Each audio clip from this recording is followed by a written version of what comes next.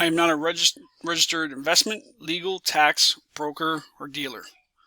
All opinions expressed by me are mine, my own, and how I trade, and my thoughts and my ideas. You need to consult your own professional, you need to do your own due diligence, and you invest your money wisely. Investing has risk. You will see.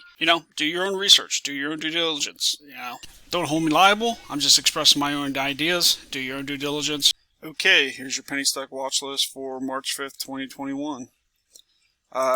APEN, right? We really want to see it get back over 6. Once it gets back over 6, we're looking to go up to 796.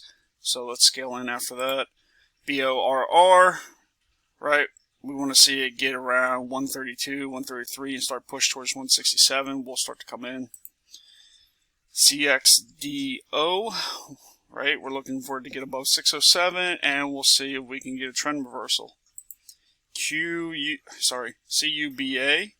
wanted to get above 603. We'll see if we can get to 702. ENOB, we really wanted to get above 405, maybe we get up to 409. EXPR, we're still watching this thing. Above 258, we might start to reverse. And GSKY, above 618, we're going to look for 627 and 731. Also today, you probably want to trade all the oils. Good luck, have fun.